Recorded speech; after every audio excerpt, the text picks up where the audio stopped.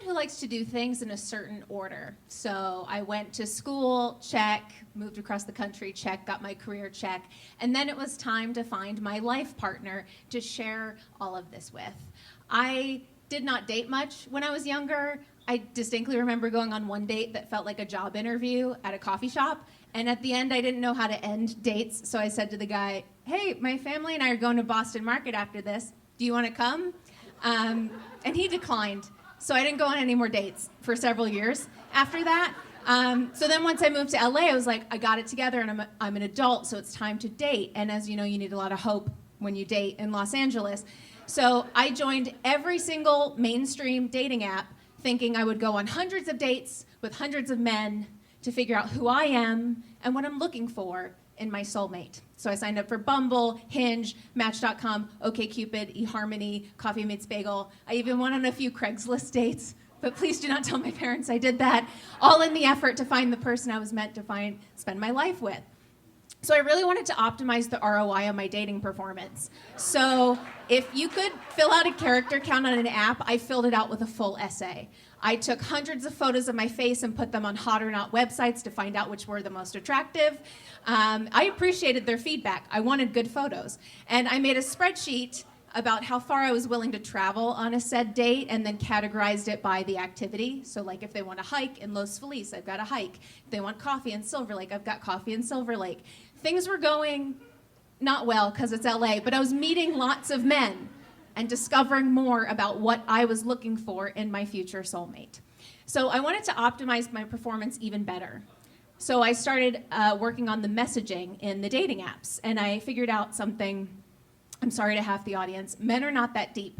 And you can just copy paste the same responses to different men in the apps to like streamline the conversation. Because I'm not looking for a pen pal, it's not the 1800s. I'm just looking to get you in the no column or the let's meet up column.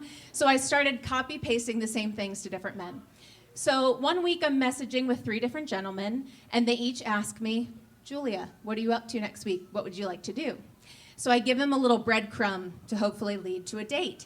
And I say, "Hey, I'm from the Philly area, really want to see that new Creed movie." And I copy paste the same response to all 3 men. So Matthew says, "Let's go see that movie." And then Leon says, "Let's go see that movie." And then to follow the rule of 3s, Jeff says, "Let's go see that movie." And that's when I realized I've committed to see the movie Creed 3 times in 1 week with 3 different men.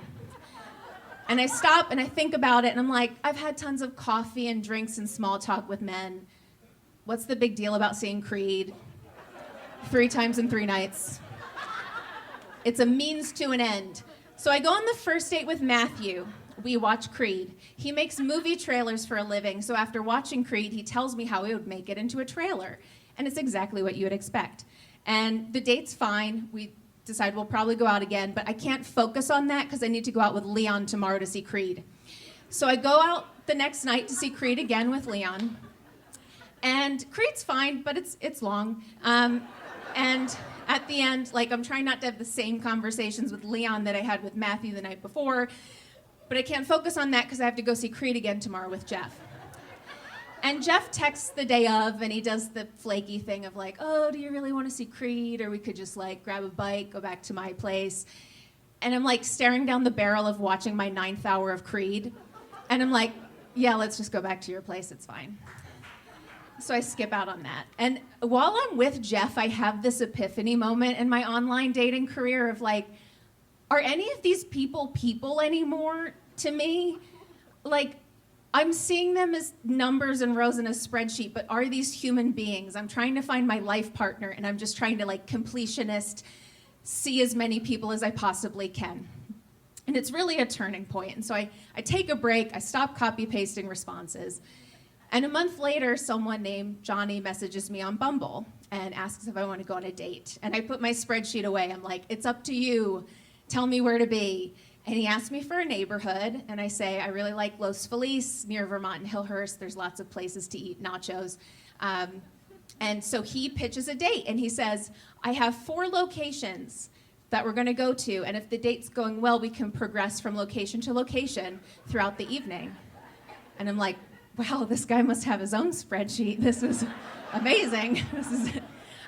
So we meet up and we get hot chocolate, it goes well, and then we get a wine and it goes well, and then a beer, and then dinner. We go to all 4 locations, and then he walks me to my car and we share a kiss, and that's the end of the date. And a few years later, in that same spot, he got down on one knee and asked me to marry him. And now every single year, on December 17th, which is coming up, we reenact that date and we go to all 4 locations that we went to on that first date. And we have never seen any of the sequels to that first Creed movie. There is hope in online dating. Thank you very much. Keep it going for Julia.